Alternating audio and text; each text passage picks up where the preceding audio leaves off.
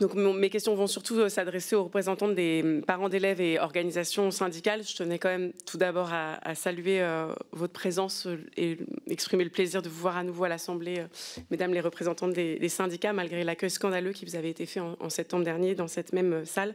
Et j'aimerais du coup exprimer le souhait qu'une page se tourne en matière de mépris. Malheureusement, au-delà des formes, sur le fond, il semble que les dernières annonces de coupes budgétaires sur fond de choc des savoirs soient reçues très largement comme une nouvelle marque de mépris, que ce soit de la part des enseignants, comme ceux qui se mobilisaient devant le rectorat de Paris en début d'après-midi, ou que ce soit du côté des parents, notamment par exemple les mamans des quartiers mobilisés qu'on recevait cet après-midi avec ma collègue Rachel Keke. Vous avez dit tout le mal que vous pensez du choc des savoirs et je partage avec vous cette impression que les groupes de niveau, que l'instauration d'une sélection à tous les étages aboutit à un enseignement au rabais et puis à un renoncement à une élévation générale du niveau des élèves, à une forme d'école du tri.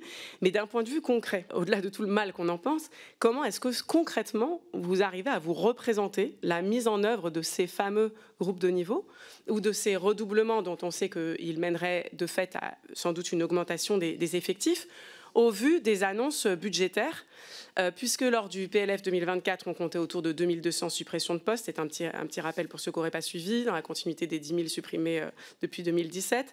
2137 postes d'enseignants qui étaient annoncés il y a 2 mois par Gabriel Attal, donc on a un retournement de veste par rapport au budget 2024 adopté à coup de 49.3.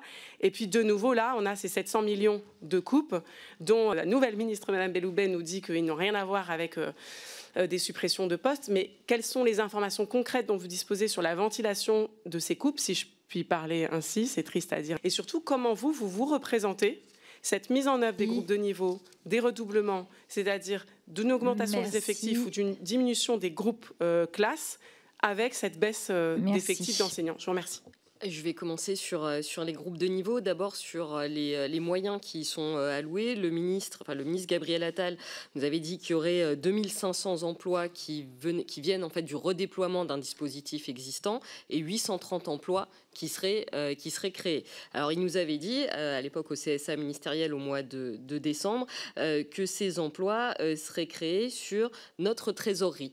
Alors c'est vrai que sur les réserves de trésorerie, donc forcément quand on entend que les 700 millions de coupes vont être faits sur les réserves, on se demande un peu ce qui va se passer. Quand on interroge le ministère, pour l'instant on n'a pas beaucoup de réponses sur le sujet, si ce n'est moi quand j'ai eu le cabinet vendredi, on me dit ah non pas du tout, en fait c'est des emplois qui seront financés en fin d'année. Donc en fait on ne sait pas aujourd'hui comment sont financés les 830 emplois qui doivent être créés sur les groupes de niveau. Ensuite, concrètement, comment ça va se mettre en place ?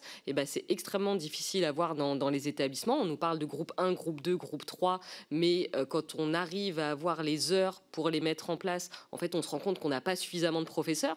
Donc parce que, et j'ai entendu à plusieurs reprises la ministre dire les postes nous les aurons, mais est-ce qu'on aura du monde pour mettre sur ces postes-là ? La question reste posée. Donc aujourd'hui, il y a pour nous un problème de fond sur les groupes de niveau, mais il y a aussi des questions de mise en œuvre qui font que de toute façon aujourd'hui on va dans le mur sur cette question-là. Je peux compléter. Sur les groupes de niveau, la vision au niveau des parents, c'est que les élèves vont être entassés dans ces groupes de niveau, que clairement les limites d'effectifs qui étaient plus ou moins respectées vont exploser. On a aussi la crainte que tous les dispositifs, en particulier je reparle des RASED, disparaissent parce qu'il va falloir des moyens ailleurs. Et on a une très grande inquiétude aussi sur les dédoublements qui ne pourront plus se faire, par exemple en sciences, en langue, du fait d'emploi du temps impossible à tenir et de moyens impossibles à tenir en termes de recrutement d'enseignants. Pardon. Alors, il reste 2 dernières questions, comme ça vous permettra éventuellement de préciser les réponses que vous n'auriez pas pu apporter jusque-là.